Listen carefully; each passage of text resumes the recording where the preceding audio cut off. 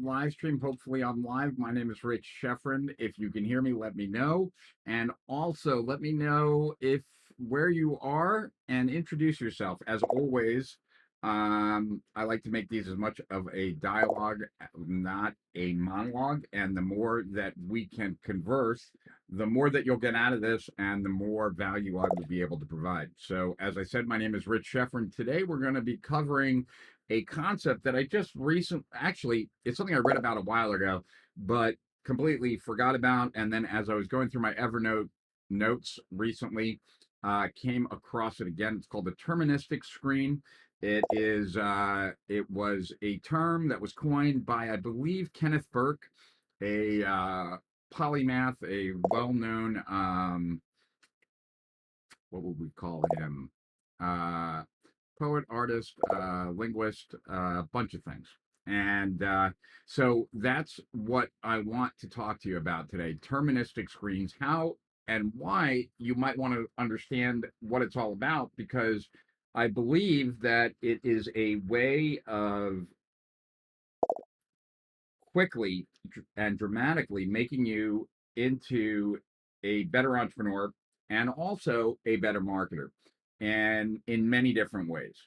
And so I thought that that's what we would cover today. The Q&As that we did the last week, we got so many questions, which I was really thankful for. So if you're on those live streams, I appreciate you and I appreciate the questions, and I will certainly do more Q&As in the next couple of weeks. And so today, this is not an area where I am a master at, this terministic screen stuff. So I'm going to be pulling you into my notes. And I believe that that will open up a conversation for us, where I'm sure you'll have questions. And hopefully I'll be able to answer them. And if not, I will be thinking about your questions so that I can answer them on the next live stream. But that's what it's all about. So I hope that you're having a great week. I am having a decent week, not a great week. Off to a little bit of a rocky start. I have still have my daughters in town, which has been awesome. I just wish I could spend more time with them. And what else? I'm really excited about Conor McGregor fighting next weekend, not this weekend, but next weekend. And what else? I'm just trying to think of a quick. Yeah, I think that's it. I'll spare you more details of my life if you guys are curious. By all means, fire away. But yeah, so that's what we're going to talk about. We're going to talk about terministic screens. As always, though, if you have questions, throw them into the comments, and I will do my best to answer them. And as always, please comment, please ask me questions, even if you're just saying hello and where you're from.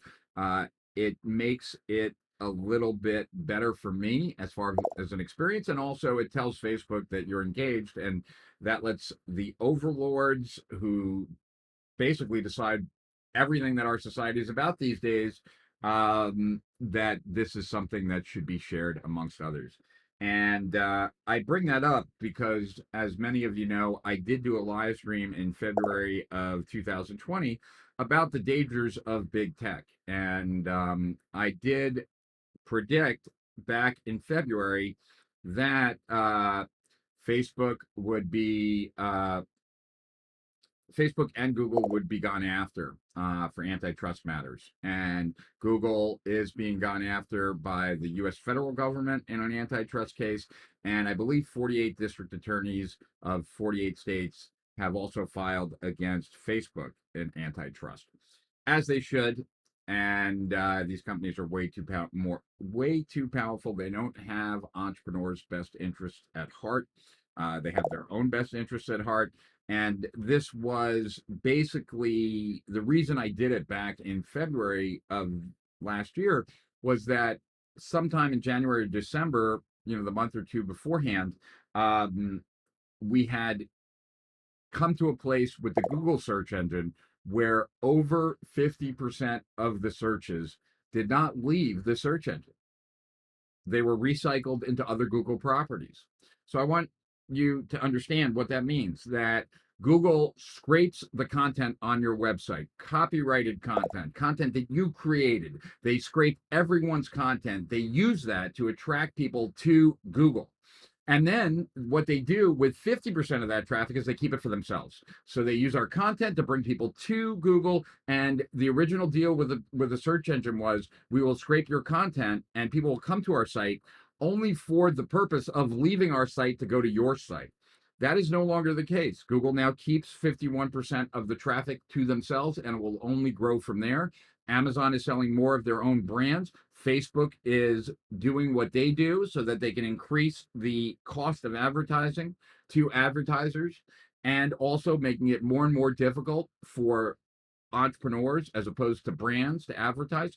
So this is pervasive, and I do believe that no matter where you are on politics, and I'm not going to go down that road today for sure, but no matter where you stand on politics, it's a problem that a social media platform can permanently ban, or several social media platforms can permanently ban a former president of the United States, no matter what you think of the former president. As long as the Ayatollah can comment on Twitter and Facebook, as long as Holocaust deniers can post to Twitter and Facebook, there is no reason why the president of the United States shouldn't, or former president of the United States. And this really comes down to a freedom of speech issue. It is no longer a private company. They are too integral to our society, and something has to be done. That's why I agreed with Elizabeth Warren when she said it. I agreed with President Trump when he said it. If you don't think that we're headed down a really bad path with all this stuff, then I don't know what you're watching or what you're thinking. We live in dangerous times, and partly because of what social media has caused in our society, and I truly believe that. And I feel as if I was one of the early people to see it coming back in 2007 when I wrote the Attention Age Doctrine 2. I feel partly responsible because I did teach that stuff to Google, Microsoft, and Yahoo. And now I think the chicken has come home to roost, or whatever the hell that saying is. So anyway, let's say hello to everyone. Now I'll get off my soapbox. I know you didn't tune in for politics or comments on society per se. So I'll stay in my lane, but I do think that everyone should have some concern, no matter where you fall on the spectrum of politics. It's a bad thing. It's a really bad thing. So, hey, Kayvon, let me move the comments here so that I don't have to keep looking up. And so I can't promise a very smooth live stream today. But what I can tell you is that I finally got my internet completely fixed. We upgraded from 100 megabytes to 1 gig. And after we upgraded, there was no difference. And then I hired I called a couple of internet experts, right? Because I forgot the number of the gentleman that someone referred to me to here. And the first one came over to take a look, to then give me a proposal. And while they were looking, the gentleman mentioned that there was a connection to the router that should be a Cat 6 cable, and it was a Cat 5 cable, but it was a Cat 5 cable that looked like it wasn't even performing like a Cat 5 cable. And so that one cable, being not the ideal cable, made all the difference. So I got the proposal today, but yesterday I ran out to Best Buy, bought myself a Cat 6 cable to replace that cable, and lo and behold, we immediately had much faster internet. So we're halfway there. I think the next step for me, and I share this because it might be interesting just like for you guys from a standpoint of thinking about hardware. It's pretty amazing. I mean, the first person that turned me onto it was Mike Filsain, but it's pretty amazing what the reviews are on the new Mac processors. They got panned. Like, people thought horrible things when they were first announced, but then when people got them, totally different story. And these new Macs that are cheap with this M1 processor seem to be able to handle so much more than what current computers, 5 times, 10 times the price, can do. So I'm really strongly considering setting up a live stream station that I don't pollute with all my files. I'm thinking about a Mac Mini, which I would have never thought I would actually buy. But the new Mac Minis are pretty hot, and I can see myself having just a live stream station, and then keep my MacBook Pro for all of my day-to-day work. And if I did that, I bet you I would never have a problem live streaming, and so that's what I'm probably going to do. Anyway, hello, Kayvon in Vancouver. Good to see you as always. And Robert in South Jersey, and Lisa in Miami. And Robert, good day. Jason in Tampa, and Brian hears me, so that is good. I had my mic just all of a sudden stop working earlier during an interview with Aaron Fletcher, and that was kind of a bummer. Hello, Nina. I'm glad you can hear me. Good that you're in Atlanta, Georgia. Have you done anything? Because I've already noticed that I'm just seeing more of my old videos all of a sudden show up in YouTube. I don't know if that's you're doing or not. Elizabeth Rosenberg, good afternoon to you. Where are you, Elizabeth? I don't recognize you, so welcome. Hugo in Miami, good to see you, my friend. And oh, you're in Chicago. Nice to know. Must be freezing there, I would imagine. Hey, Renan, good to see you in Brazil. And Darren in Munich. Pretty cool. Yeah, even Angela Merkel had a problem with Twitter doing that to Trump. Uh, Keep it to yourself, Rich. Keep it to yourself. Amit, good to see you from India. And Veronica. Hey, Veronica from Boston. Uh, I would imagine that nobody's heard of Terministic screens. And if you have, let me know so that I can get to it because I'm going down the comments now. I'd love to know if any of you have heard of this before, because if you did, maybe you know more than I do, and I might want to check in with you. Hey, John Miller in Maine, and thanks, Nina. And we like to hear about your life. All right, well, I can certainly share more. Love your clubhouse with Jay Abraham. Oh, thanks. Hey, Luis from Mexico. Let's see. Oh, I just God. So I was um oh, all right. Um okay. Wow. Overlords indeed. Hi from the UK. Good to hear you. Good to see you, Sean. And Sandy, from the Motor City. Good to see you in Detroit. Antitrust and anti-democratic. Yep, I agree. I remember you talking about this at the CSIB event. Yep. Big tech is getting scarier and scarier. Yeah, it certainly is. I mean, basically, there's never been a time, any time in the history of humankind where so much power has been. I just want to make sure that. Oh, yeah, let me mute the system audio so you don't have to hear that. So much power has been in the hands of so few, for sure. Uh, Google really has the power to change an election. It has the power to really do so many things, and uh, it's problematic.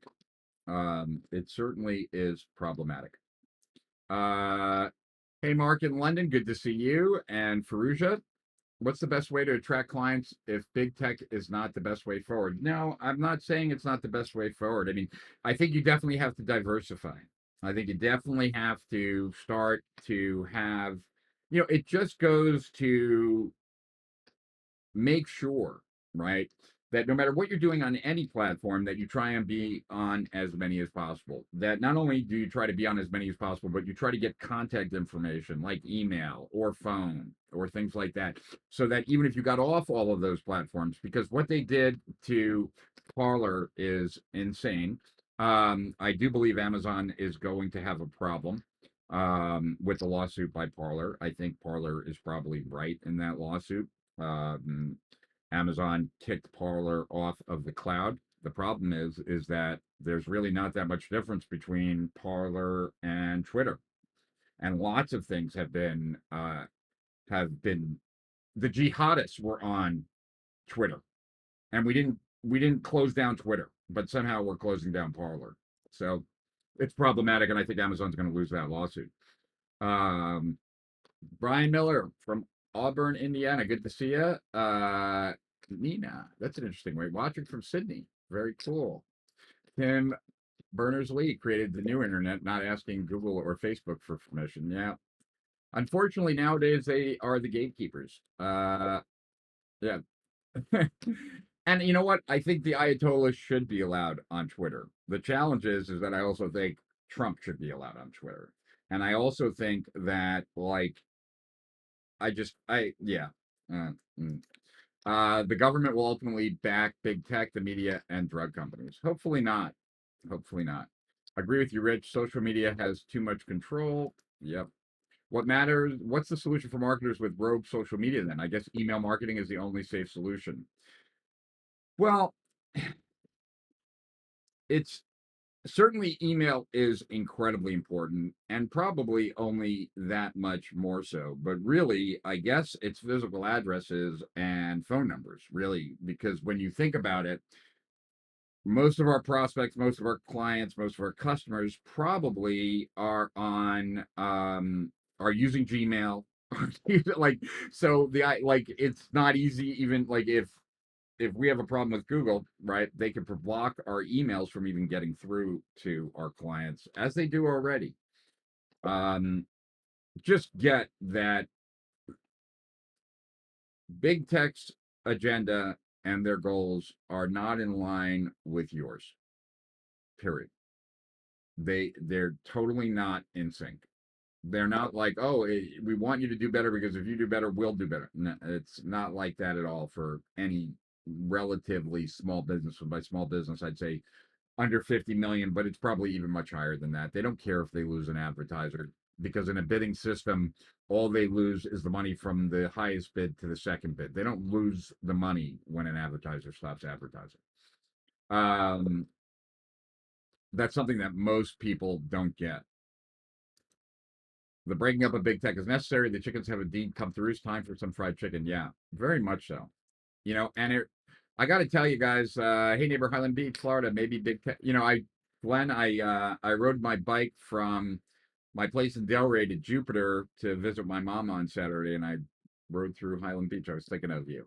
Somehow take to utilities in the future is a thought. That is a thought. The Yeah, wondered where I was going to go with that. You know, for those of you who are older, like my age or older, right? Like there was no innovation in telephones until they broke up Ma Bell, right? We used to have to rent a phone from Ma Bell. And it wasn't until they broke up Ma Bell and AT&T, right, that we could actually buy a phone. And that's when cordless phones came into effect and all of these other technological breakthroughs as it relates to phones. There has been very few innovations in the last couple of years as it relates to tech. Most of the big innovations have already happened, and now they're protecting their turf, which is what normally happens. I'm very, very, very disappointed in Apple. I am a huge Apple fan, right? Between all my devices. And Apple did not have to, Apple has kind of stayed out of a lot of the things that Facebook, Google, and Amazon have done. Not this time. Not this time. Uh, cool. Thank you, Nina. Well, it seems to be making a difference. Moreno from Venice. Good to see you. Hey, Moreno, let me know if you've seen any of the activity from our Italian partners at strategicprofits.it. We'd be interested, Moreno, if you've seen that stuff. Carl, good to see you in Italy. So maybe, Carl, you can tell me the same thing.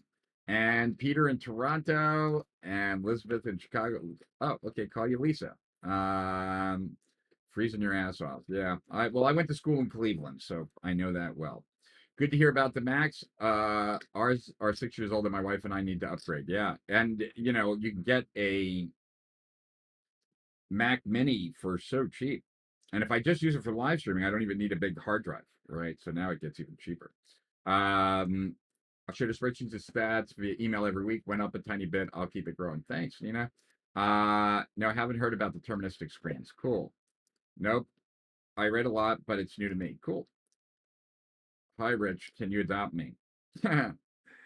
You know, if I am a little bit like off my game today, it's because I had a heart to heart. Well, I started a heart to heart with my daughter, my oldest daughter, um, this morning. I just, and maybe it's my reluctance to become less important in her life or what it is, but just um, spending time with her family is no longer a priority to her. And since I'm a part of that family, it kind of hurts. Ugh. Um, Hello, Carlos from Chile. That is a long name, my friend. When you Hey, Clinton, New Zealand, and Jane back in DC. As with so many things, you saw predicted this unfortunate situation with big tech early on. Looking forward to hearing about deterministic screens. Great to hear your perspective stuff on the stuff, Rich. It's bizarre to watch. It's crazy to watch. Wow, Darren in Bermuda. I don't know. I think you might be the first person tuning in from Bermuda. We've arranged a society based on science and technology in which nobody understands anything about science and technology, and this combustible mixture of ignorance and power sooner or later is going to blow up in our faces. Who is running the science and technology in a democracy if the people don't know anything about it? Carl Sagan. Valid. Not your platform, not your audience. Yeah, the challenge with that thinking, though, is that um, they're afforded luxuries that are not given to anyone else. Who else cannot be sued for libel except the publisher? Like that's it, right? Like they have been afforded certain rights that no one else has, and those rights should be rescinded, and then they should also have to pay the taxes that are necessary, and antitrust laws should be put in place. The the way the antitrust laws were when they were put in place, they only looked at the whether or not prices were being driven by not by a lack of competition and were driving higher. That is not the way you look at monopolies anymore. It comes down to power. And there, like I said, there has tell me a company that has ever had the amount of power that Google has. Tell me a company that has ever had the power that Facebook has had. There have never been companies, there have never been people, there have never been governments that have had that kind of power, and it shouldn't be the case now. Omnipresence with the intention of acquiring emails and mobile numbers.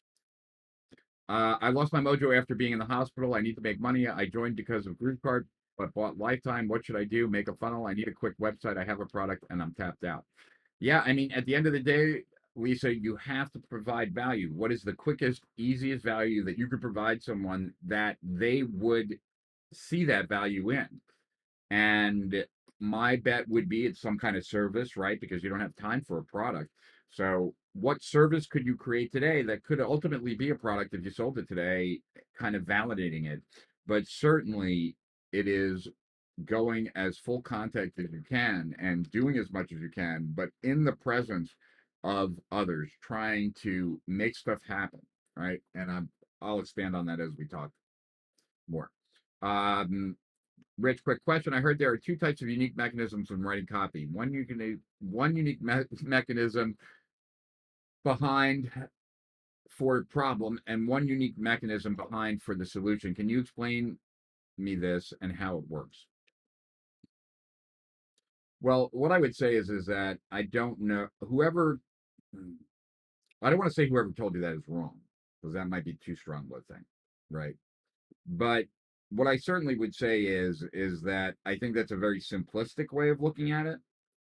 And I don't know that I necessarily agree with that. Of course, you could say that at the end of the day, it's either the problem or the solution, right? Like, and in a way, that's right. But what guidance does that really give anyone? It doesn't really give anyone guidance. The unique mechanism behind the problem, there can be lots of different ways to spin that, and unique mechanism to for the solution also. So, what do I mean by many different ways behind the problem? Well, right, like if you've heard me talk on some of these live streams, you know that one of the ways that I like to create a new mechanism is by creating a deeper problem, right? Taking the symptoms of the market or the problems of the market and turning them into symptoms of a deeper problem, right?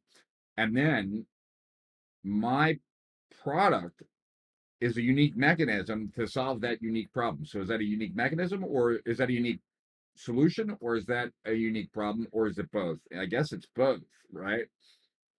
Generally, if you're going to create a unique mechanism around the problem in general, uh, I think it automatically has to have some uniqueness as a solution because you've created a new problem.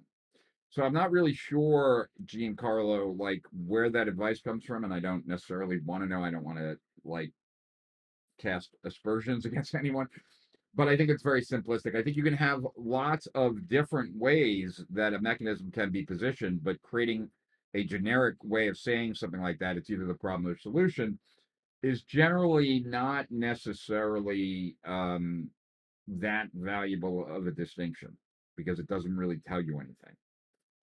Um,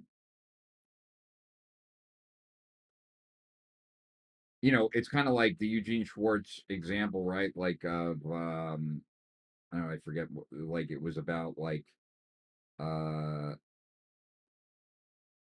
the example was about like the French person's diet or something like that, or like how you can drink wine, smoke, eat cheese, bread, and French women aren't fat. You don't have to be either, or whatever, right? That is that a solution because it's eating like the French do, right? Or is it a problem, right? Like French don't gain weight, you do. I just don't like the way that kind of like it's a distinction that has no value.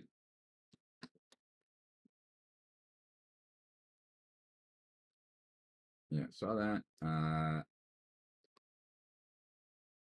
Uh, said he will start his own channel a la Twitter. Yeah, I don't know. And quite frankly, look, I think I am not like a diehard Trump fan either. I don't like the idea of Trump starting his own social media thing. I don't like, and think about, and just for anyone who's even thinking that, right? Like, okay, like Twitter should be allowed to do what it does.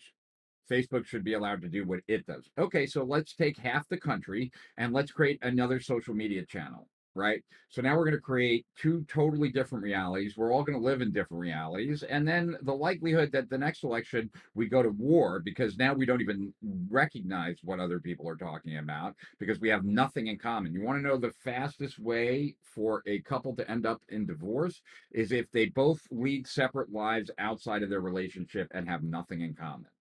Like, and it's the same with society.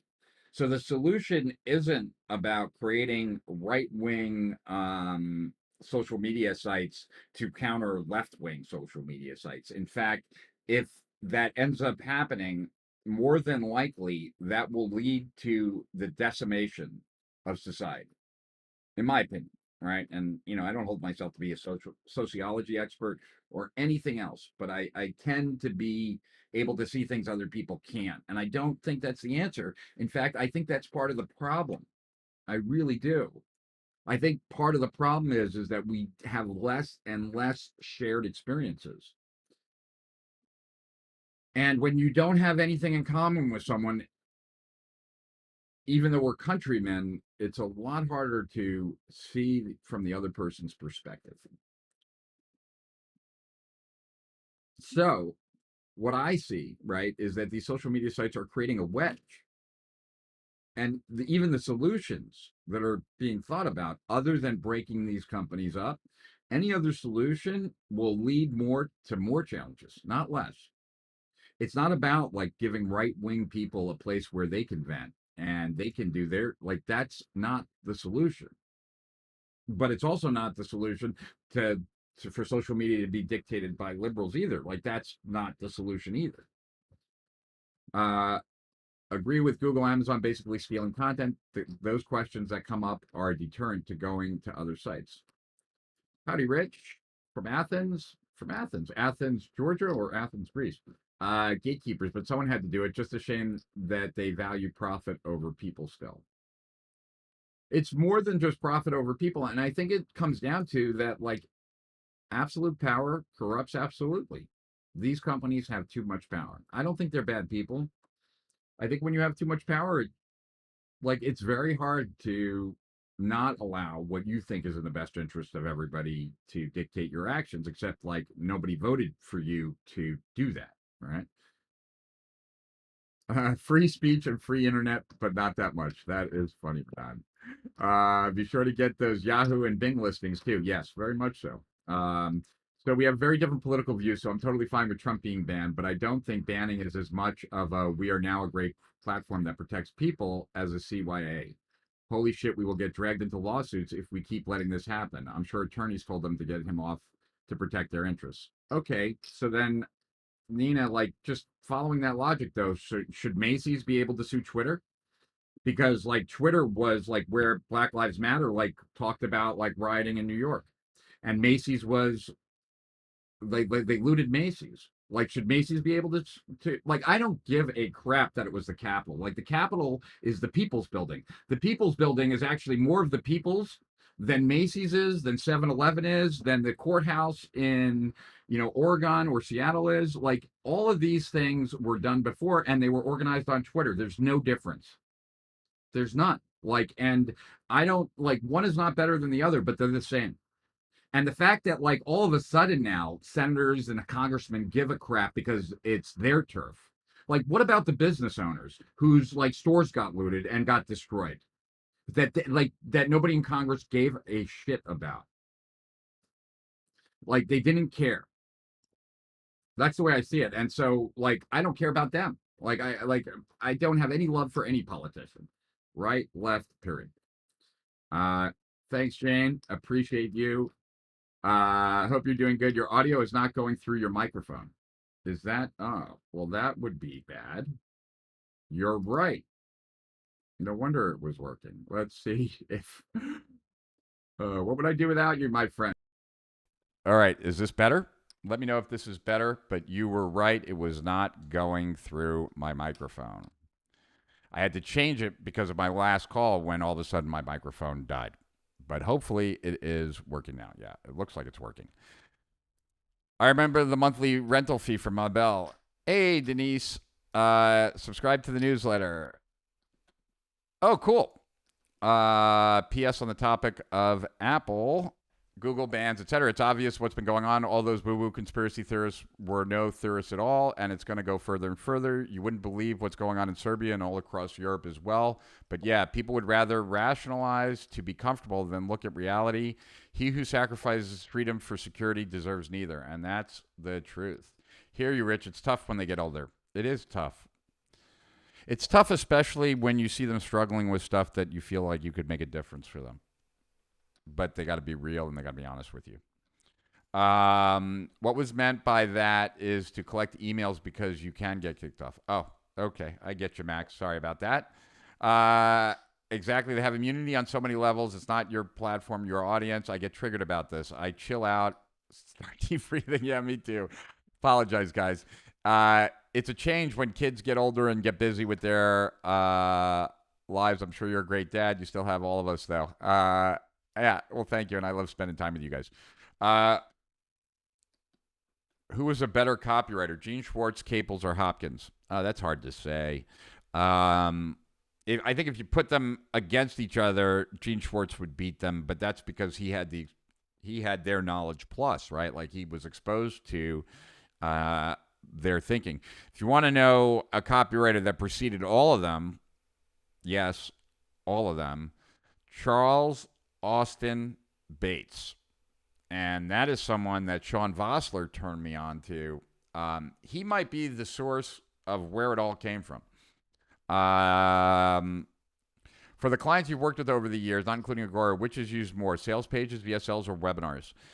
It all depends, Leon. I would say that in its heyday, like everyone was going to VSLs, but that was a long time ago, and that was when a VSL was certain to get you a higher response rate. Nowadays, there's very little difference between a VSL and a sales page when we test it. And so it really depends on the length of the message, but you're not going to get a big change there. Webinars, I always did a lot of webinars personally. but that's also because I like to educate my way to a sale. And so, since I like to educate my way to a sale, it's so much easier for me to sell through a webinar. I think they each have their time and place. I think nowadays, uh, if you can bypass a VSL, I think oftentimes you're better off bypassing it. But I've still seen great conversion rates off VSLs. I just think it has to be that good these days for it to actually be effective. Um, and I think you potentially lose some sales from people who don't have that time. But yeah, I would say uh, sales letter for low priced, VSL for mid tier, webinar for higher end. But those are just some guidelines, Leon. If you want to ask me specifically, I'd be glad to help you.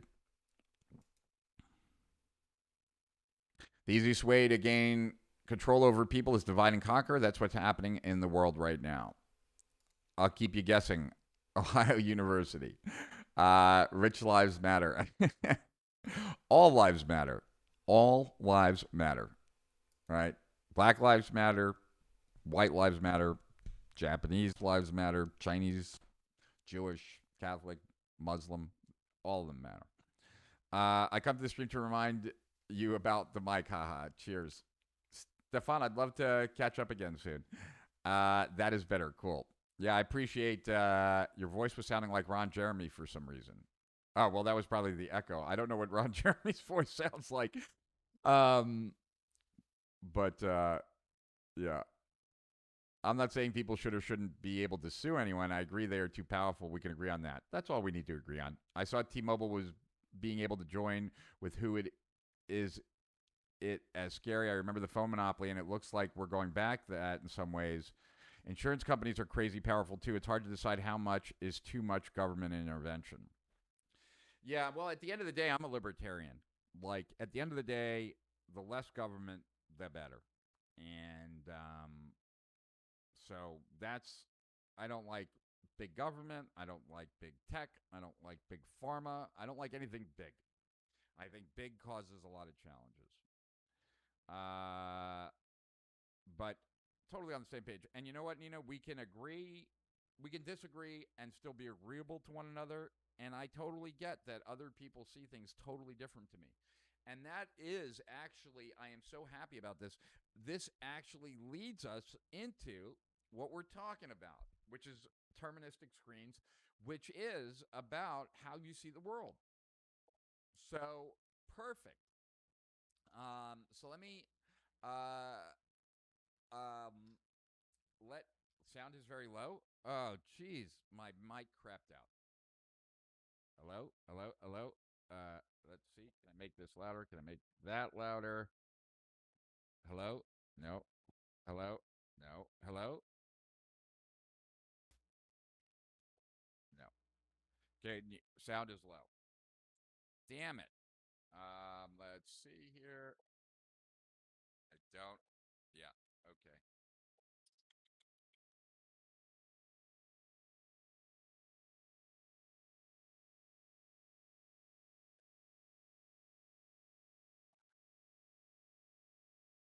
Internal filter. All right, guys. I'm just gonna not use my mic. Let me know if you can hear me okay, and if you can, I need to get that Mac Mini. Now that I got the internet speed, obviously there needs to be another problem. Someone just comment to let me know how it sounds. If it sounds okay, I can continue. Let me know. Make a comment. There's a little bit of a drag. Yep. Okay. Cool. All right. Uh, yeah. Cool. All right. So yeah. So let me. So a favorite website. Well, that might be too strong of a phrase. What I would say is that a website that I like a lot is the Social Science Research Network. SSRN. I don't remember if it's .com or .org, but it's SSRN. And there are a lot of wonderful papers that are uploaded to that site. And And so a lot of the academic papers you um there are a lot of really good academic papers that I find on there. And so I like to download papers and that are topics of interest to me. And then I read them from time to time when I have the time, right? And so I downloaded uh these three papers, right? That are related. Part one, part two, part three. It's ssrn.com. That is what Dr. Vogelman is telling me. And I also think, well, yeah. So anyway, so that's where I go to download papers. I like some of the academic papers there. I follow a bunch of people that put their papers on there. And so anyway, I came across these papers and I had downloaded them a long time ago. And I read them, and then they were just on my iPad for the longest time. And then I think like a couple of days ago, yeah, I decided to move them off my iPad and put them into Evernote, because I had read these way before I had was using Evernote as consistently as I do today. So the so now let's take a look. I really wonder what's going on with my mic, though. That really kind of bothers me. All right, let's well, that's not what we want to look at. All right, so let's go back to me for a second. Let's go here. And now let's go. Let's see if that works. No. All right. Now why is that? All right. There we go. That is so bizarre. All right. So, this paper, and let me just kind of, for those of you, so there's three articles here, right? And we're gonna dive into this, but just for those of you who are not familiar with how I take notes and stuff, let me just make this a little bit bigger. Let me make this a little bit bigger, and let me make myself a little bit smaller. Where do I do that? I think I do that here. Yeah. Okay. Don't need to be so big. All right. So the how I take notes, right? Just real quick. This is what you see. Like, I put my notes in Evernote, and and the way it works is that I will go through a paper. So this is the actual paper, right? It's by the Barbados group, and the Barbados group is a consulting company that works in some way, shape, or form. I don't know exactly what the relationship is with Werner Erhard. And Werner Erhard is someone who I have a ridiculous amount of admiration for, his mind, his thoughts. I've met him once. Um, and he's one of those people I wish I could have a long conversation with. I know that my mind would be altered, probably permanently, from a conversation with him. Anyway, as you can see, this paper was written in July of 2006. But I'm a fan of the Barbados group, and I've done copious searches to get my hands on everything by the Barbados group, as well as many other things like this that most people would have never heard of. So anyway, I find a paper like this, right? And then I download it. I read it. While I'm reading it, I highlight everything that I find valuable, because, like, in the old way that I used to do it, my thought was is that I would never look at that paper, like this paper, again. This would have been gone, and I'd only be looking at what I highlighted. So I tend to over highlight on the first pass, right? So here's the actual article. As you can see, I've highlighted quite a bit of it. And yeah, I don't even know how long it is. Not that long, I guess. About 15 pages. All right. So I thought, let's go through this part first. So now we're going through, we're looking at my notes, and we're looking at what I highlighted, right? And now we're looking at things that I bolded of those highlights. I took everything I highlighted and I put it into Evernote. Now, when I review it again, the first time through I bold it, then the next time through I will look at only the things I bolded and I will highlight certain elements of that. Okay. So we're going to look at some of the things I bolded and that I bolded and highlighted so that that opens up for me like what I want to share with you. Okay. So the Barbados group, like they're talking about here that there's this fifth canon, right, of rhetoric that most people think of only four canons of rhetoric, but there's actually a fifth one. And let me see if I could, let me move this over here. No, that's not going to work, is it? All right. I was trying to move it so that I could look at you in the camera. But I'm going to look over here and I apologize. I'll have to put, maybe now I have a reason to put another camera. All right. So here we go. So yeah, so that Barbados Group is taking the position that there was originally five canons of rhetoric, but it was reduced down to four, with that fifth canon being saved for because it was so powerful only for the elite. And that actually makes sense when you think about it, because um, as we continue to go down, but this fifth canon, right there, this fifth canon is the ability to label or name, right? To create names. And if you think about it, like the average person in older society wasn't developing names for things. That was done by the king or whomever, right? They call it the lobotomization of rhetoric, right? The removing out of the brain of rhetoric, right? And so, as you can see here, the separation of invention from the other four canons of rhetoric.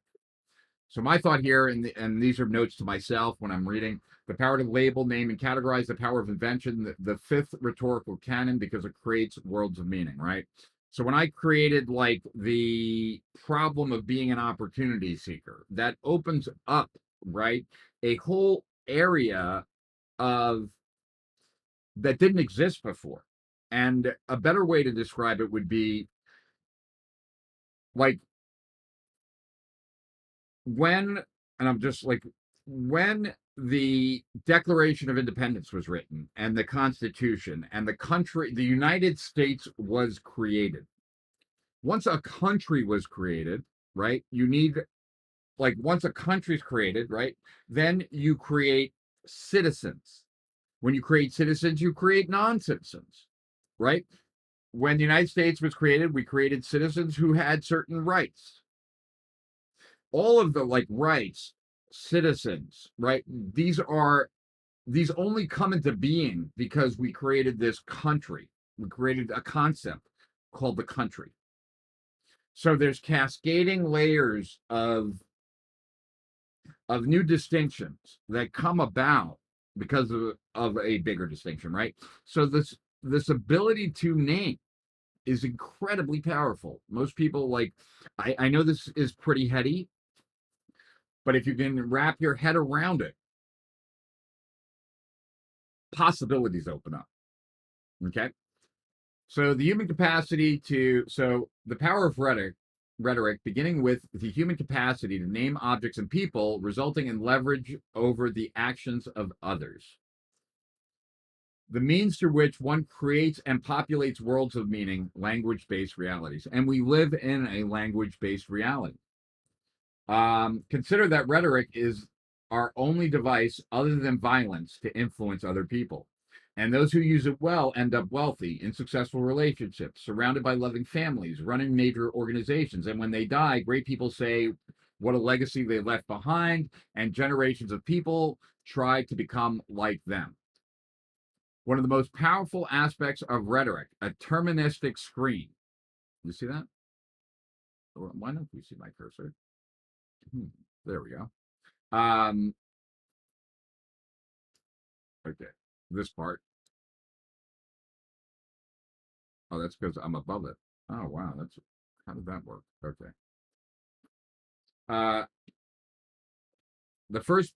Okay, you see here where it says after my thoughts. Oh, this is way down. Okay, there we go. The second paper in the series goes into one of the most useful aspects of rhetoric, a terministic screen, and shows that when a person shifts to another screen, she sees the world in a fundamentally different way, and her actions change as a natural result. The note to myself here is that we act in a way that naturally occurs based on the way the world shows up for us. When you see the world differently, you automatically act differently, right? So we act in a way that naturally occurs to us based on how the world shows up for us, right? That's why, like, everything we do, we think makes total sense, but everything that someone on the other side of the political aisle does, we're like, what the hell are they thinking? But that's because they operate from a very different terministic screen. I'll explain. Okay. The third paper explores the symbolic nature of people naturally give rise to tribes, the most influential social group, and how organizations are nothing more than cultures of tribes. The dark art. Philosopher John Locke spoke for many when he said rhetoric is the most powerful instrument of error and deceit. All five canons. Cicero summarized hundreds of years of rhetorical thinking when he said it has five canons or elements: invention, arrangement, style, memory, and delivery. When rhetoric is operating on all five canons, the effect can move the world. Okay, this isn't highlighted, but I think it's valuable. Think of Martin Luther King giving his I Have a Dream speech hundreds of times before the historic day at Washington Monument. Each time he read his audience and made small changes in his delivery and arrangements of points. After each speech, he digged deeper into himself and those around him about exactly what his dream and theirs were. My language. He invented his dream and he artfully communicated it at the same time. One inseparable process running on all five canons: invention, arrangement, style, memory, and delivery. Socrates used conversation rather than speeches, but the effect was the same. People would go into long trances focused on the meaning of a single word, like loyalty or courage. Through the power of all five canons, Socrates changed the nature of Greek society and left us the core ideas of justice, law, and democracy, modern subject. When one person is using all five canons at the same time in seamless integration, his power is almost limitless, or hers. All right. Rhetoric lobotomized. When most people think of rhetoric today, they imagine the four remaining canons, just arrangement, style, memory, and delivery. The question that is left unanswered is the core of invention. As a person capable of changing the world, what is the message that only you can deliver? If we peel away the layers of knowledge and social conditioning, who are you? What do you stand for? What's the reason you're here? Powerful questions, right? Aristotle, who was Plato's protege, mentored Alexander the Great in using all the canons of rhetoric, including invention. Cicero studied the writings of the ancient Greeks and placed rhetoric back together, complete with invention. 1,000 years later, after the fall of Rome, the writings of the Greeks were discovered and rhetoric was again restored to its full health. The idea has to impact others, blah, blah, blah. Okay. When the five canons are divided, they lack power and integrity. Okay. So even here, right, before we go even further, and I get that some of this can seem like almost academic, but even at this stage, before we really dive into it, the what should be like a popping up in your head is, um, okay, if everything that like we've just covered so far, which not that much, but if what we've covered so far is true, if what we're talking about from MLK, Cicero, Aristotle, Plato, Socrates, etc., is true, that invention is critical to rhetoric or rhetoric is not powerful, we could say that persuasion is less powerful without invention, without labeling, naming, right? And then the question is are you doing that? Does the name of your business mean something? Does, like, have you created terms that you own, like in the minds of your prospects, your customers, or your market? Have you given people a word to package what it is you provide? If you haven't, that's a problem. Not a huge problem, but an opportunity that to tap into to potentially have people buy more frequently from you and be more loyal, and also be able to refer others to you because they have a way of describing you and what you do. So if you like in the Maven Matrix manifesto that I wrote with Jay Abraham, we talked about like owning certain terminology and how important that is. This is a flavor of that. And so even though we haven't gotten into it, right?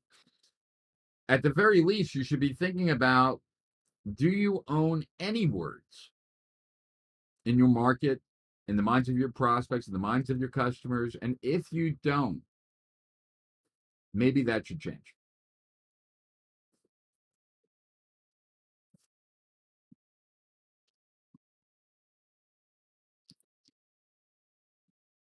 Okay. 20th century rhetoric, rhetorician Kenneth Burke wrote this about the power of naming. Naming is a strategic moment, an alchemic moment, wherein momentous miracles of transformation can take place. From here, the intrinsic and the extrinsic change places. To tell what a thing is, you place it in terms of something else, right? The only way to name something is to take a term from somewhere and place it on that thing. Uh, as you name a situation or a thing, so you respond to it. The power to name is perhaps the single most potent tool at a person's disposal. Naming creates a relationship between unlike things, the animal and leaping. Adam could have named it lunch or friend, each of which would have had made it a different creature in his mind. If he named it lunch, he would have eaten it. As a leaping thing, he may have used it for transportation, right? So we are influenced by the labels that we create. The point is that naming something creates a relationship that was not there before and makes action towards that thing automatic. When Hitler declared that the Jews were the scourge of Europe and the cause of Germany's economic depression, he created a world of meaning in which disposing of them was not only acceptable, it was necessary for the success and survival of the German people. When people were induced into his world of meaning, the actions of the Holocaust became acceptable to them. Right? Like, we look at others and we think, how could they think that? How could they do that? What we don't appreciate is that they don't see reality the same way. They have a different terministic screen. All right. I want to pull out the most important pieces here. Let's see. Okay,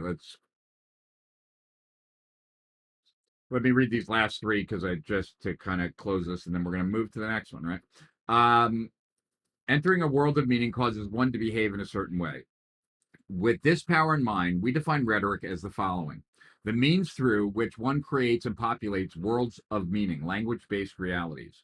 Rhetoric's highest use is bringing people into relationship with their values, creating an appetite for the good, and fostering interpersonal intimacy and coordinated action.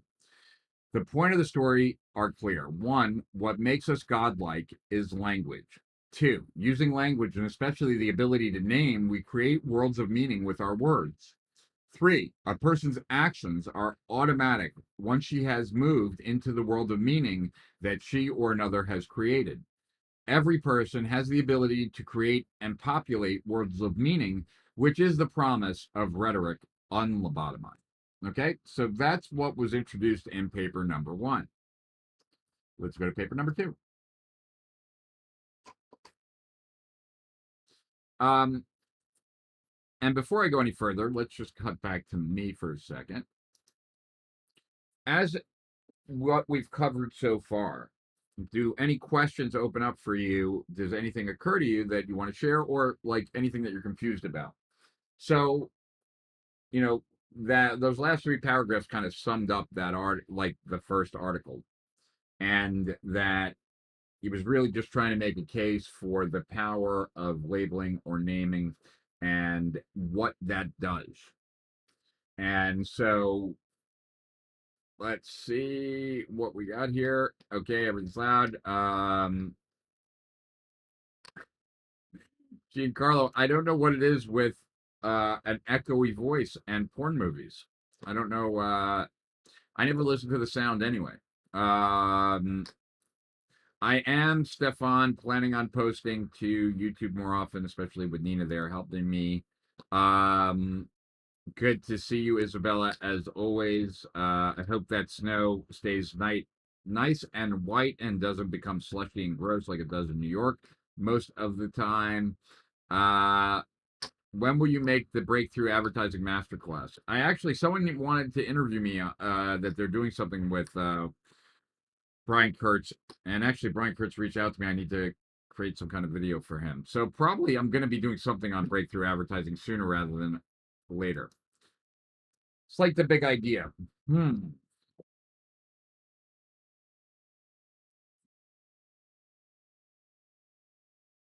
That's an interesting idea. I don't see it that way, but I can see how you could see it that way. Good thinking. I like the way you're thinking, Cameron. I was going to ask the best way to convert Clubhouse followers, but first, should I use the rooms to establish rhetoric and new language for my community? No, Galen. The sooner that you can get someone off Clubhouse into any of the other platforms, the better. And that has nothing to do that is not a dig against Clubhouse at all. It's just that Clubhouse is completely based on other people tuning into you being there at that time. So best to get them moved over to other platforms like Instagram and have them message you or something like that. And then from there taking it further. Um how do you use new invented words? Well, so the I definitely would like to think, right, that the the idea of opportunity seeker versus strategic entrepreneur, while not invented words, right, they were concepts that I took over and defined. Um Also, like, I wouldn't say necessarily that um when I talk about demand chasing versus demand creating, right? Um, those are kind of invented concepts as well, or potential chasers versus constraint eliminators. So I often set up these kinds of worldviews, right? And there's tremendous power in that. Um, you guys will have to take my word for it, but I cannot tell you how many people have gotten on a BGS call, Business Growth System, my coaching program, right? Uh, and the first time they introduce themselves, sorry, the first time they introduce themselves, they'll say, like, I'm a reformed opportunity seeker. So I get it, right? But as a marketer, I want you to appreciate how powerful it is. I created a term. I put into that term everything that's bad that prevents you from being successful online. And then I have my clients like take on that term as a form of identity that they want to shed themselves of.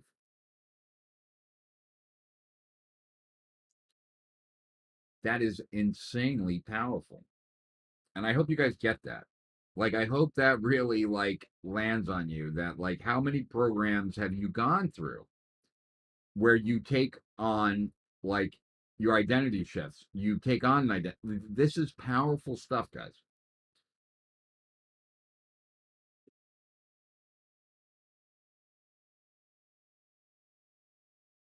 Okay, Renan.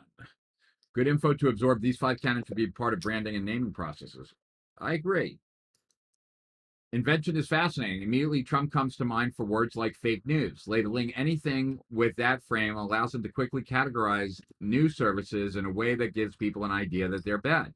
Yeah, or uh, sleepy, Sleepy Joe, or Crooked Hillary, or Lion Ted, or Little Marco, right?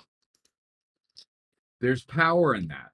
And you're now starting to maybe now you're beginning to see why it's so powerful, right? You wouldn't think name calling is really powerful, but if it's reinforced by the media, which is what they did, then it is incredibly powerful. People, if you hear it enough, you see it. Like when that person shows up, it comes with them. It is like it's one and the same. Maybe even more like a secret language that outsiders don't know and has certain beliefs. In that case, Cameroon, it would be a little different. We want people to know it. We want people to take on our term because of what comes with it. Do you really need to invent new words? No, you don't. You can just you can take over a concept, right? Is it just a case of claiming them, phrases, and making them yours through your lens, resonating better with your audience, therefore more powerful, therefore your phrases? Yes, definitely. You don't have to create a new word if that's what you mean. Yeah, you can invent a definition. You can invent a way of looking at something and then calling that a certain way, right? But I great question, Sean, and you're spot on. You help clarify that you don't need to identify. You don't need to invent strange words just so that they're your own. Also, part of creating, what I would say is that a unique mechanism is more powerful if you invent a powerful phrase along with it. Worldviews you mentioned, not to go down the road of politics. Isn't this what Trump has mastered? Um, he certainly mastery, Glenn, would be a strong word. I don't think there's much depth to it, right? And that's nor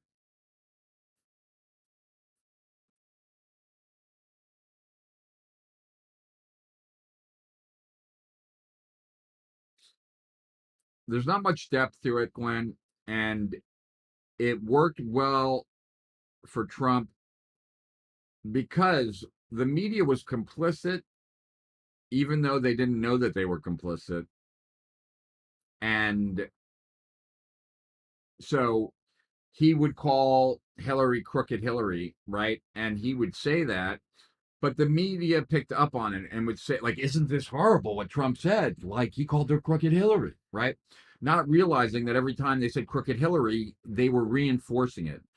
But that Trump didn't build out like a scaffold below it that led you to an insight that that is Crooked Hillary. Maybe the media did that for us, depending on your political persuasion.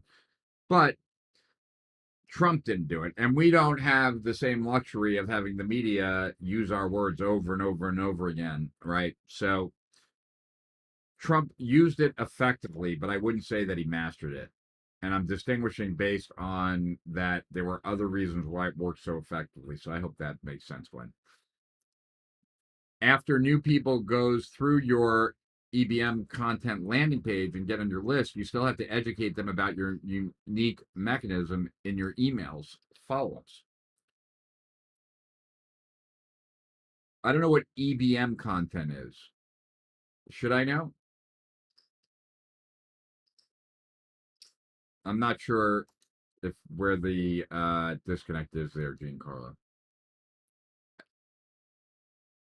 Okay. when Ryan Dice invented the term tripwire, he did not invent the term tripwire, but that's neither here nor there.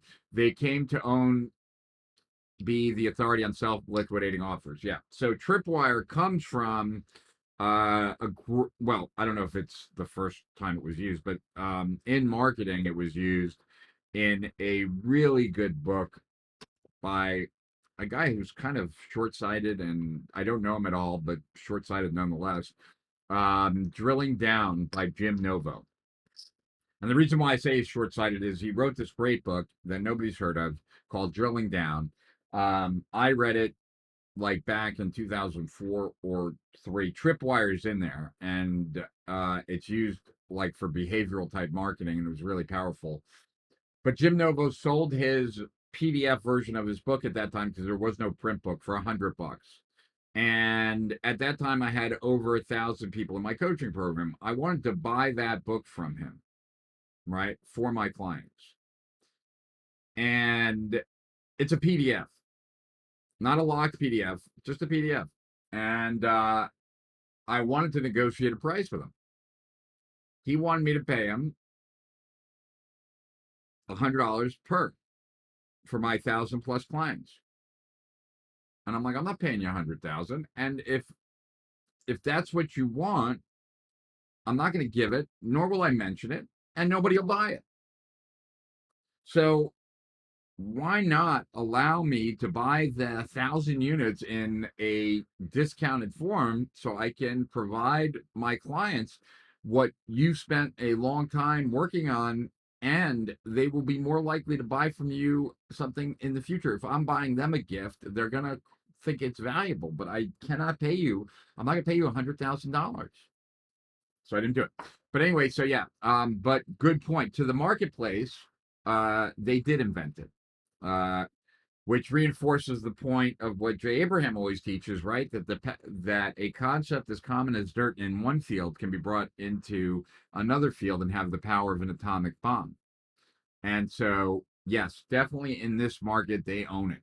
And that brings up just a good point that you don't even have to invent it. You can bring it in from another field, like I brought in theory of constraints or something else. But that's a great example, Leon, because they definitely have, and they definitely did. And think about how valuable that is to them when, anyone wants to understand it, like it's associated with them. That is tremendous long-term power and branding and positioning. Is it to be used to create a sort of guild with prospects? Not necessarily. We got to go further in this, so I'm going to go back to this in a second. The media gave him oxygen. Yep, they gave him a lot more than just oxygen.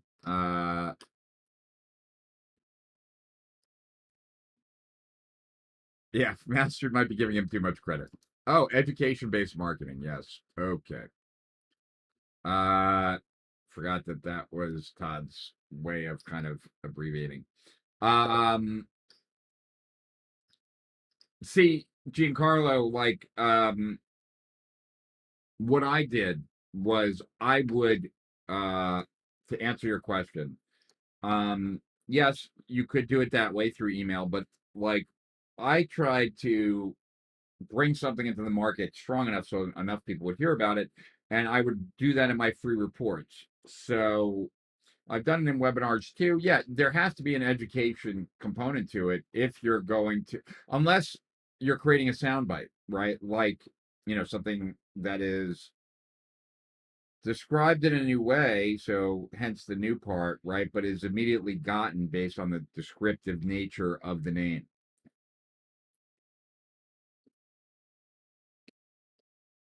All right. So let's go back to this. I hope this is interesting to you guys. Like what, it's like I want to consistently bring you guys stuff that you have not been exposed to, right? That can make a difference for you, that gets you thinking differently, that gets you see things differently, so that you can do things differently.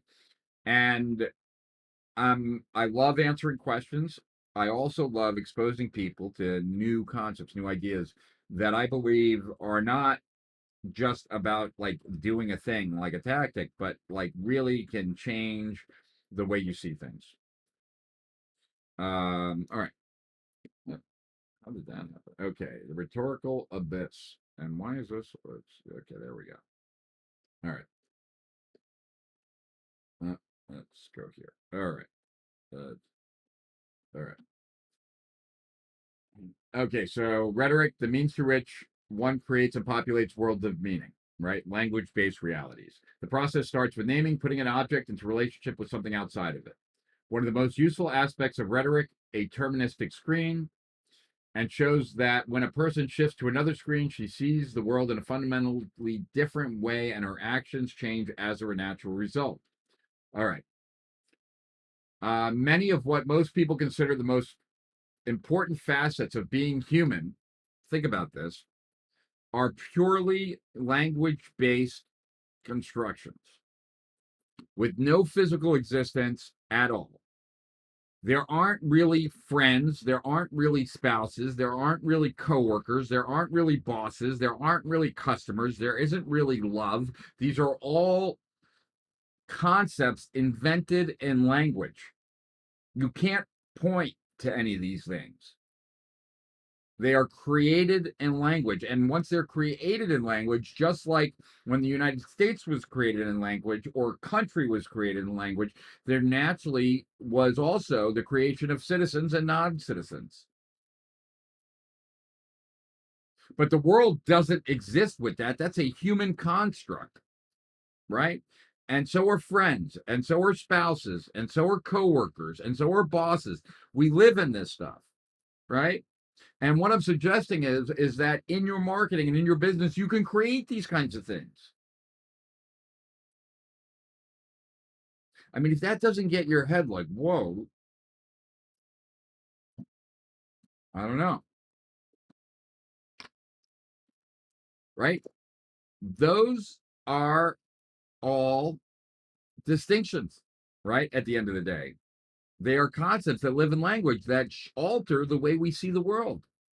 Okay. So through language, okay.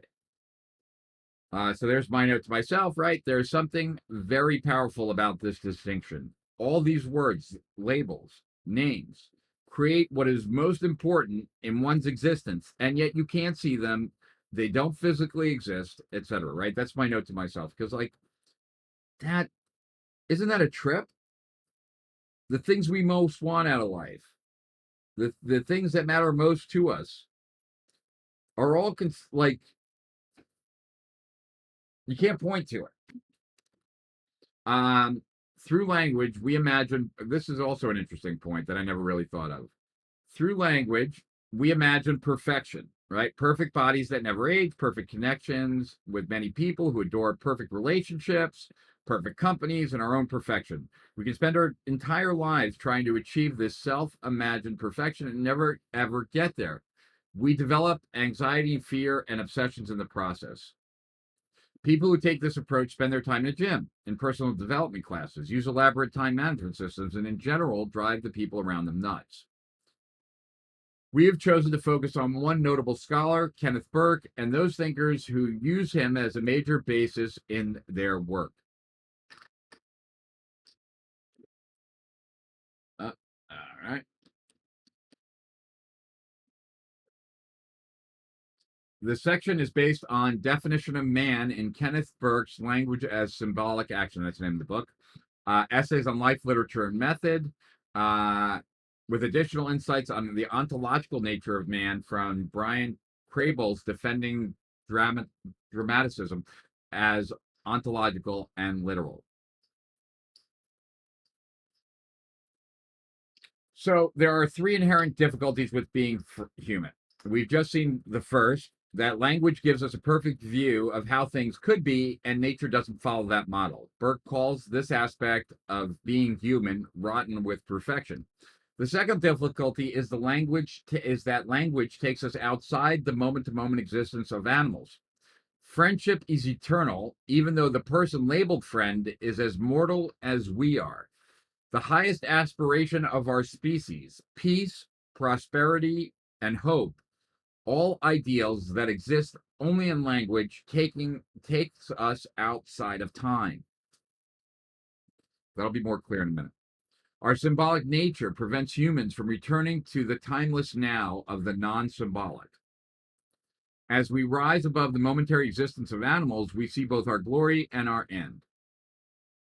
Does that make sense? I can imagine that could be confusing for some people. And if it is, just tell me where you're confused. The human being has an awareness of his own splendid uniqueness in that he sticks out of nature with a towering majesty, and yet he goes back into the ground a few feet in order blindly and dumbly to rot and disappear forever. It is a terrifying dilemma. The third difficulty is that our nature desires full communion with other people.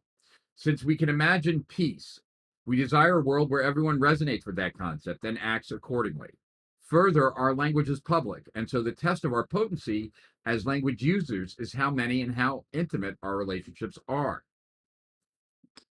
Again, our symbolic nature is thwarted by reality. Spouses who divorce, the terrorists of 9/11, and ordinary street thugs defy our vision of how things could be. This is sad. Now, remember, this is 2006. I would imagine today it's much, much worse. And these are the kinds of things when I read, they really land on me and they make me concerned about the world, about every one of us, and just where we're headed.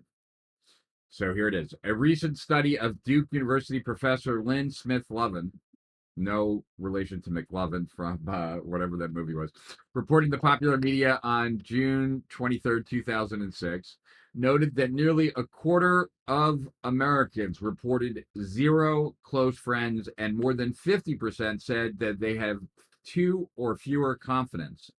Our symbolic nature finds this level of isolation unacceptable. With these three difficulties, rotten with perfection, with a foreknowledge of our death, thwarted in our desire for full communion, is it any wonder why so many people can't sleep, are depressed, or self-medicated through alcohol, uppers, and sex? Character armor. Okay, so this goes into more like landmarky things, and that should make sense based on the fact that Barbados Group is derived from Werner Erhard. Landmark was derived from S, which was created by Werner Erhard, and Steve Zaffron and some of the other authors of this are tied between both. So, I want to take a look at this about character armor, but it's not really related to terminal screens as much. And I want to make sure that we cover that.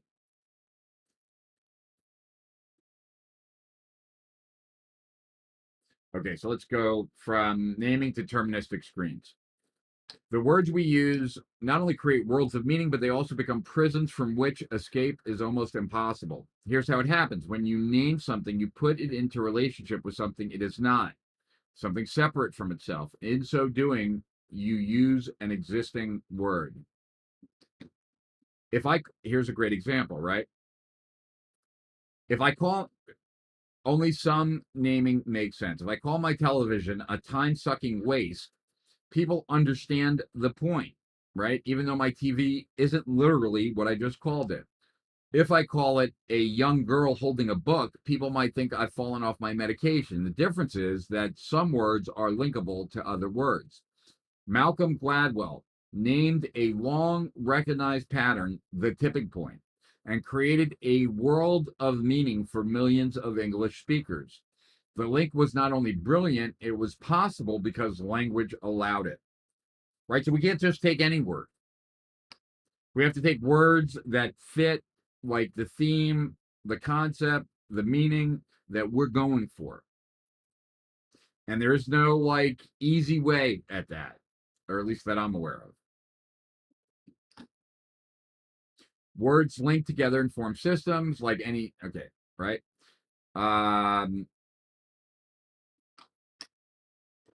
Right? So words link together and form filters or screens that allow us to see in certain ways and blind us to the alternatives.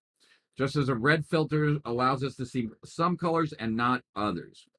Because these screens are composed of words or terms, Kenneth Burke calls them terministic screens. Burke said, even if any given terministic screen is a reflection of reality, by its very nature, it must be a selection of reality. And to this extent, it also must function as a deflection of reality. right? That's the same concept as that the map is not the territory. All maps are generalizations and deletions.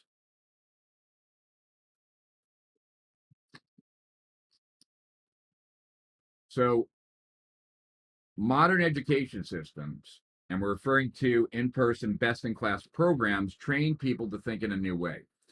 This is what I do in my coaching program, right? Not this, what we're doing right now, but what I do in my coaching program is train people to think in a new way, to train people to think like an entrepreneur who's been practicing entrepreneurship for a very long time so that we can shortcut that process, right? It's business model agnostic, not like pretty much every other coaching program out there, which are very necessary and useful about teaching you how to apply a certain model. But you're still in your business operating that model as a entrepreneur who does not see the world like a 30-year veteran of entrepreneurship.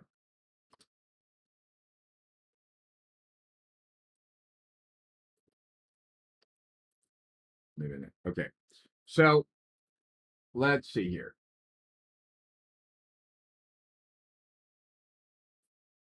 All right. So this is, I think, important stuff so that you get more clarity on it. So when doctors are to be trained, for example, they're taught the terms, words about human anatomy, 3 letters abbreviations for almost everything, what to call surgical procedures, etc., and how those terms all web together. They also learn lingo from books and in discussions with professors and attending physicians and nurses. There is a moment when they begin to think and talk like physicians, and that moment is when the doctor's terministic screen has become the way they see the world. At that moment, their mentors feel a spark of pride as young skulls full of mush have been transformed into doctors. That is the large revelation that I talk about when I talk about revelation before explanation. We're trying to get people to that insight, right? The whole way they see the world changes. The same process happens in business school. An MBA is mostly a process of learning the terministic screen of business. A JD of law, a PhD of research. Lesser educational programs, such as those available purely online, tend to impart information and skills. While valuable, the effect is not life-changing, as the person's terministic screen has been enhanced but not transformed. A terministic screen is a world of meaning because it gives us a certain way to see, and only one way. It's also blinding. A way of seeing is also a way of not seeing. Oh, how the hell did this happen? Okay. Um,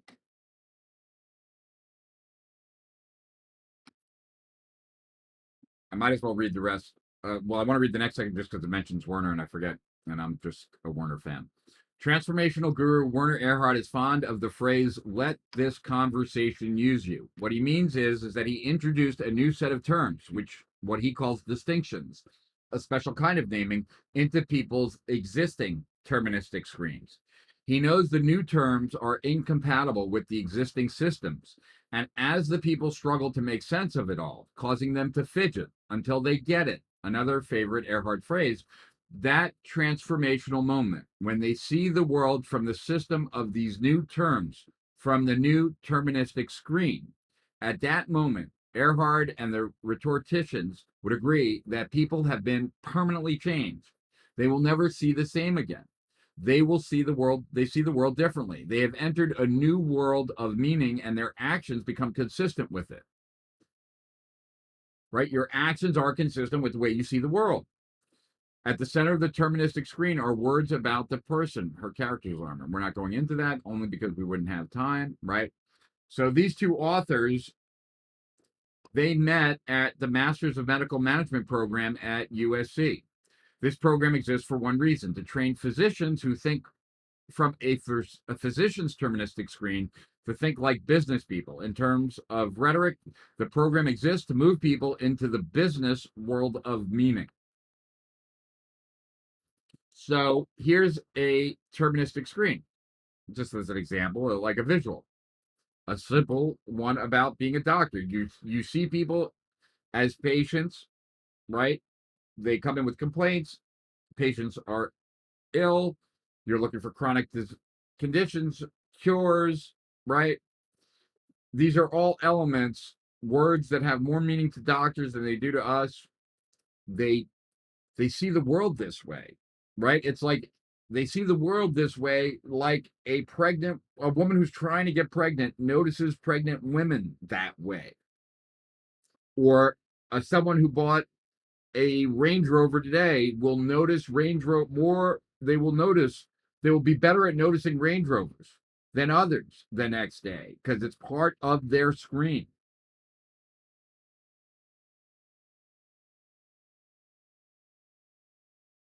So, whereas like here's a terministic screen for business. Obviously, both of these are oversimplifications, but you have supply, demand, distribution, objectives, employees, investors, liabilities, assets, financial reporting, service, products, tactics, strategy, market, competition, purchase point, pricing, market share, promotion, so on and so forth.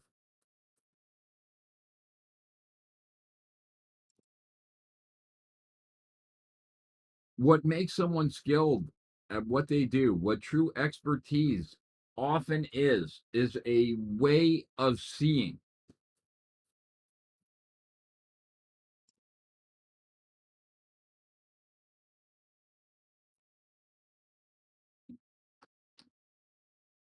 So I help entrepreneurs become better entrepreneurs by giving them the terministic screen of a successful entrepreneur, of one who has had much experience. Recognize though, because I'm not here right now to plug my coaching program since I'm not offering it yet, although we're working hard on it right now. Um, I'm here to help you. So recognize the fact that your prospects have a terministic screen currently. By that is you get access to that by understanding the words that they use, right? Their priorities, etc. You could also, and I'm just thinking about this now, like as I share this, so I would need to think about this more, right? But you probably also could have a terministic screen of where prospects currently are and where they need to be to become customers.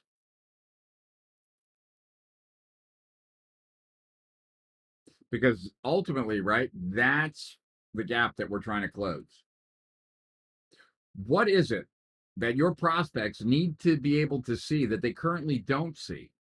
Not see, like put it in front of them, but see, like appreciate, so that when they look out in the world and they think about getting the outcome that they want, they believe or know that what you're providing is what's necessary for them to get there.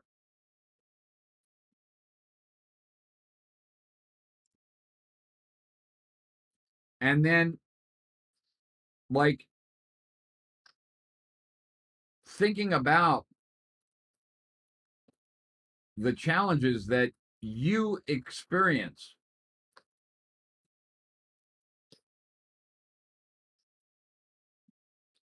Why do those challenges show up and not others?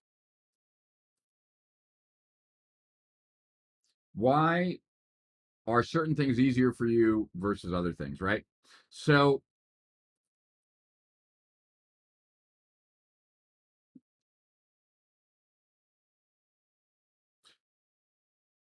I had this coach who asked me a question that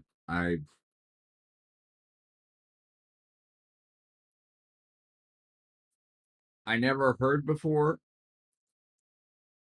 and was kind of shocked I never heard before. And it was okay, like create a vision, right? Know what it is that you want. But once you know what it is you want, the question that he asked me that I had never heard before was, okay, now that you know what you want, what do you have to notice for? And I was like, what? What do you mean notice for? How are you going to know that what you're looking at has the opportunity to take you to that thing, right? So that's a question. That's a great question, right? What do you need to notice for? Most people never ask themselves that question. And so they step over, without even noticing, many paths to their potential goal, vision, what have you. Okay.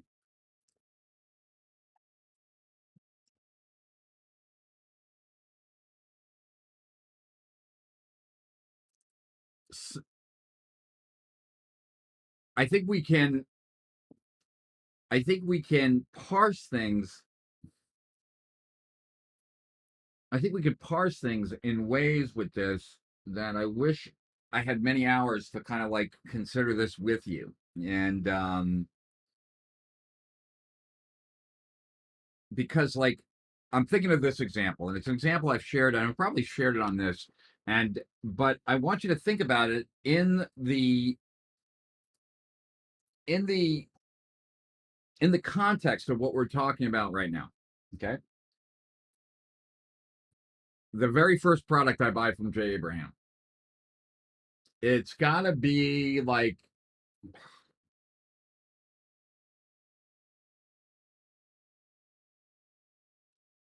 pre 2000. I pay $5,000 for a set of videotapes. I can't believe that I'm spending $5 grand on a bunch of videotapes. I'm pretty sure I'm going to watch them and return them and get my $5 grand back, because I can't even imagine that a set of videotapes would be worth $5,000. Thank God that didn't happen. I watched them, and I got tremendous value out of it. So I was like, the last thing I'm ever going to do is return it. And then I bought more and more. And I became a customer of Jay's, and I became a client of Jay's, and what have you. But the very first thing I bought from Jay Abraham was supposed to be delivered in a week or 2 weeks or 3 weeks, whenever it was supposed to be delivered. And it was not. It was late. But what is late? Is late an insult to me? What is late? Like, right? Like, late, late doesn't exist either, right? It was promised, it wasn't delivered. It was late sometime in the future when I get it. But late exists in the future. It doesn't exist today. So I bought this very first product from Jay. It was supposed to be delivered in 3 weeks. It was not. Okay. It was not. What happened? Well, I don't know. Sometime later, after that, I got a letter in the mail, because this is pre really email and all that kind of stuff. I mean, we were using email, but still not to anywhere near the extent it's used today. And the letter told me how lucky I was that I had not received it yet. And why? Jay hadn't delivered it yet. And why had Jay not delivered it yet, even though he originally said it would have been delivered? Because he was adding more things to it. And let me tell you what these added things are and why you're going to be so excited when you finally get it. So, late, right, is a construct in that moment, and late is irresponsibility, untrustworthy, right? Jay, using marketing or spin, like in this context, is like I like to call it, because marketers always have to spin things to the positive side as much as possible, turned late into his commitment to me getting the best result. So late no longer represented irresponsibility, unable to trust, whatever. Instead meant commitment, willing to go above and beyond, willing to put his own reputation at stake just to like and be late in order to get me something better. But like, which is it? It's whatever people perceive it to be, right? Perception is reality, and terministic screens determine what we perceive.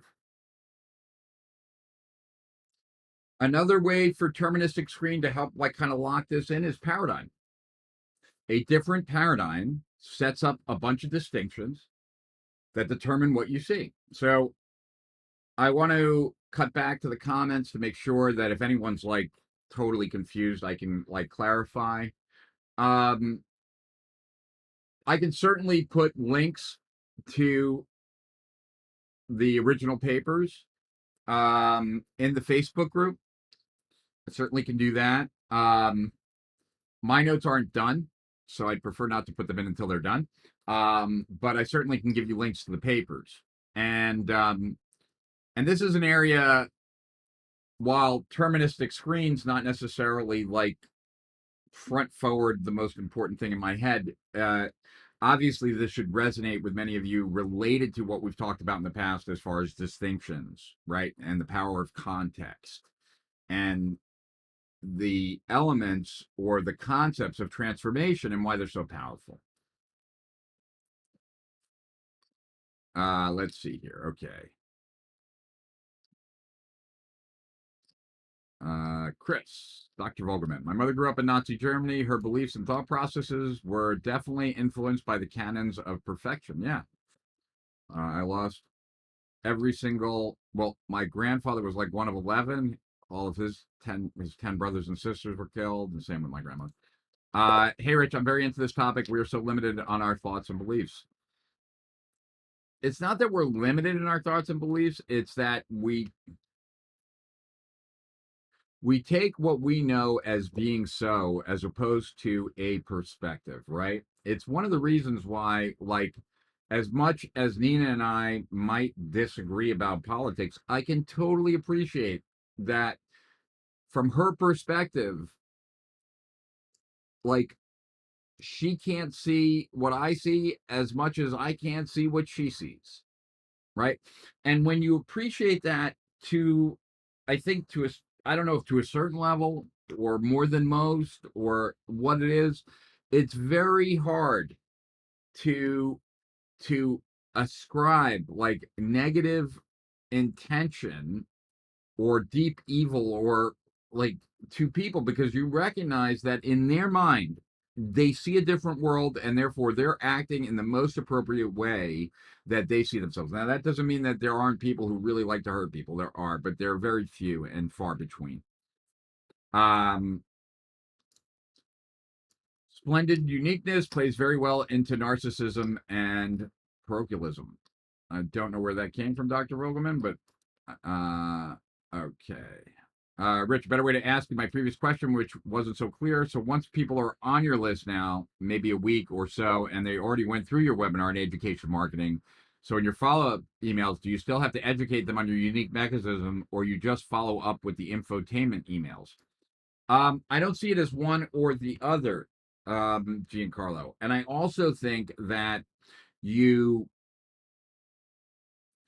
what you're missing, I guess, Giancarlo, and what I would suggest is that you watch the video. I think I put the video in the YouTube in the Facebook group. My core, not the core complex, the core concept video, because the core concept is the thing that has to be hit upon consistently in every message, and might have the core concept definitely is a terministic screen because it's a one belief that makes them see the need for your product. So there can be a bunch of stuff in there.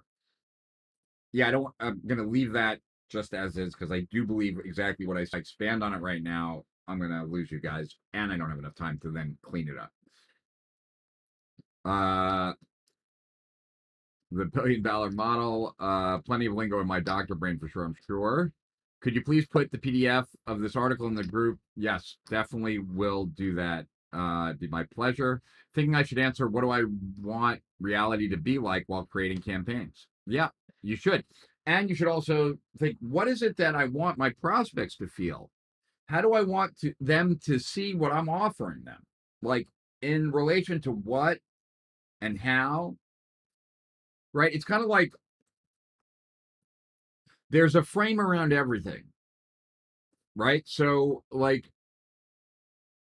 there's framing, but then there's frames, like, even in the things that you're creating frames, right? So, like, one way of explaining this was like in my report writing workshop, I talk about like what is the frame around the content that's being delivered, not what are you framing in the content, but what are you framing around the vehicle of the way the content's being delivered? Example, right? So the Internet Business Manifesto, I framed that report, right, as there was this guy, he coached all these gurus behind the scenes. He, at the same time, was creating a coaching methodology so that when he created it, he could then automate it and step away, right? And he is about to do that one last time. Odds are you're not going to be able to afford him. And so he wanted to leave this behind for anyone who'd never had the chance to work with him so that they wouldn't make the same mistakes that he sees most people make in the marketplace. I wanted to create a story or frame around that report so that if you were in the doctor's office and that report and you knew what that report was, you'd want to steal it. You'd want to take it home with you. You wouldn't want to leave it in the doctor's office because you knew you couldn't get another one. So the whole there the reality that your prospects perceive about your product, about your business, about everything is up for grabs. Not in just in this moment. I mean, it's always up for grabs. And just like most entrepreneurs make the mistake of thinking that they have to be a certain way so that their business works right, as opposed to figuring out, no, the business works around, like, it will work right based on me designing it around who I am, not who like I need to be, right? Same here. Like, there is a reality is a lot more malleable than most people realize because the reality that we live is created in language.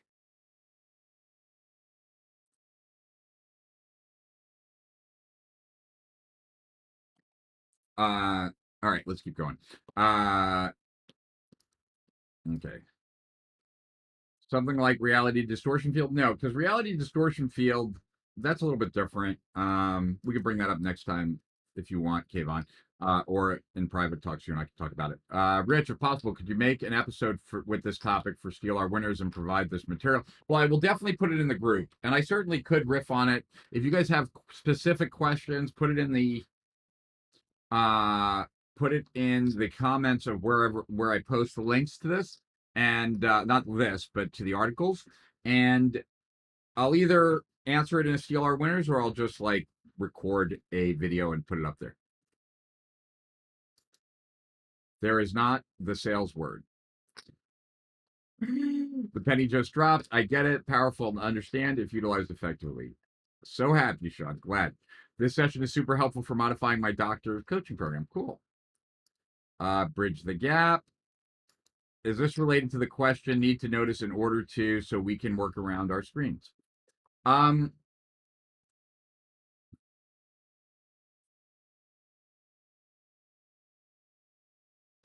it can be Kayvon, but it also, like, I'd say first helping identify like what is the screen that you currently are operating under, right? Like, I don't want to mention names, but I know some people, right, who constantly spot what's not working, what's not perfect, what's less than ideal. I don't notice those things anywhere near as much as other things. And so our terministic screens are different. And there are certain things missing from my terministic screen that I might want, but not what that person has. Because that terministic screen leads to possibly greater improvement of stuff, but not greater happiness.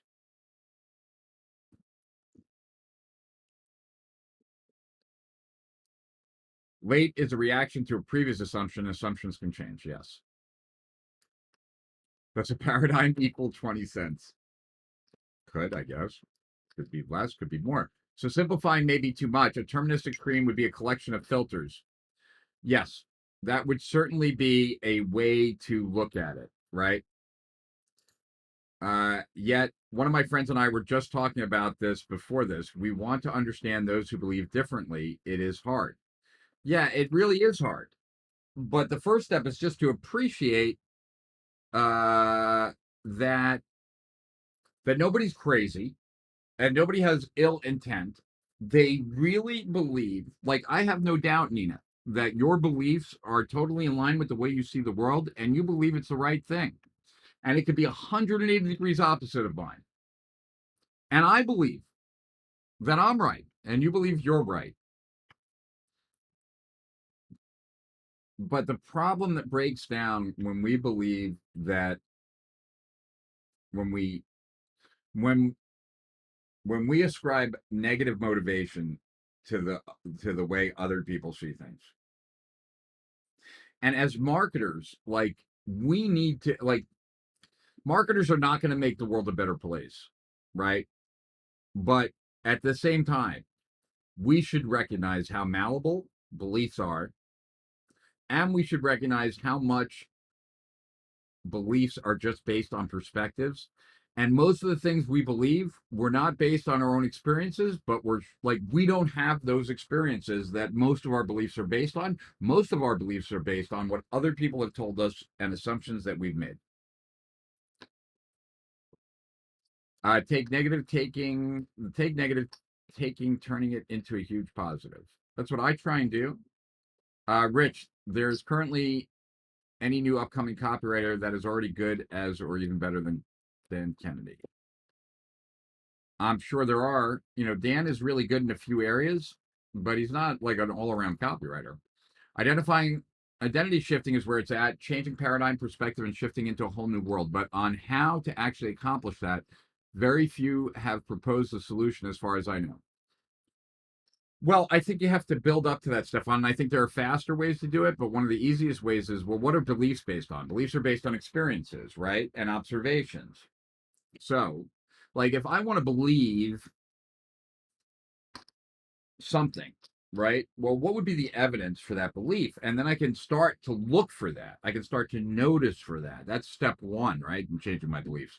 Um, to actually look for the proof points that would lead me to that conclusion, which is what I'm doing for prospects too, right? I want them to believe something. What is it that I want them to believe? What clues do they need to come across in their online experience that leads them to the conclusion that of that belief that I want them to believe? Words create worlds. Exactly. There are many different realities as there are many people who live in them. That is totally true. That's why I always say, like, the successful entrepreneur and the unsuccessful entrepreneur, they live in separate worlds. It could be the same world, but where they live, like what they see, what they experience, totally different. What one sees as a problem, the other sees as an opportunity. What one sees as a great opportunity, the other one sees as a complete waste of time. That's only a distraction, right? Like, it's what is seen. Would love an episode in SOW where you were by yourself talking about what business model you would start if you had to start from zero. Yeah, maybe once a month, like I'll do a Steal Our Winners where like we vote on a question. That would be kind of cool. I am so certain of my worldview that my communication and being sucks you in so your paradigm starts shifting. Oh, that is a reality distortion field. Sure. That would be one way of saying it. You want to be happy, right? Happy Tuesday. Well, thank you, Christine. Is this similar or different from Stephen Covey's concept of paradigm shift? Well, it's not Stephen Covey, it's Thomas Kuhn, right? I think of paradigms. Um, no, he's talking about the same thing. Paradigm shift is the same thing. What most people think, though, is that our paradigm shift is just like one thing, and it kind of is, but it's built on a lot of other things, right? Like when you see the world differently, you also see all these other things, a lot of other things that show up differently as well. Um,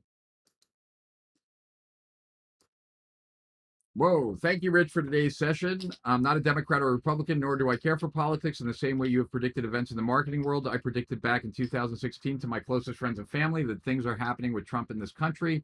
I was born under a dictatorship government, and based on my life experience, not from books, I believe I can recognize dictators' tendencies and behaviors. I've heard you say you are sad for what this country is going through. That makes both of us, but with different perspectives. You have taught us that marketing is about communicating your experiences in a short amount of time to establish new beliefs and to show proof. As a marketer, I wish I could share those experiences with many people that I love and admire that only have chosen to like Trump because they don't like Democrats, which I believe it creates a tremendous blind spot, but I don't have the ability, skills, or authority nor voice. What's happening is not about being Republican, Democrat, or media. This is something else, symptoms of a deeper problem. Sadly, it's difficult to appreciate things when there is no contrast, and most of the time when we get the opportunity to compare, by then it's too late. I'm just looking at where Hugo left off here. Hold on. Okay, that's it. I totally agree with you, and you know, I guess that dictates what I'm going to share in the next live stream. So, as always, let's see, there's one left, so I might as well do that. Do you have to change beliefs or just appreciate the beliefs of others? It depends. You should appreciate the beliefs of others. As a marketer, excuse me, you might have to change beliefs. It depends on what your role is and what your job is.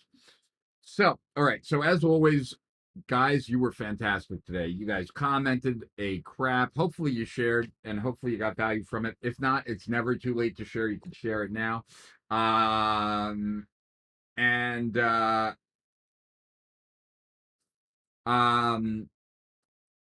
but I want to share with you notes from another book that to me is probably ba- that book combined with where we are today is a scary proposition. That book is not scary. Where we are is not that scary, but combined it becomes very scary. So I am going to let me just make a note because I will forget.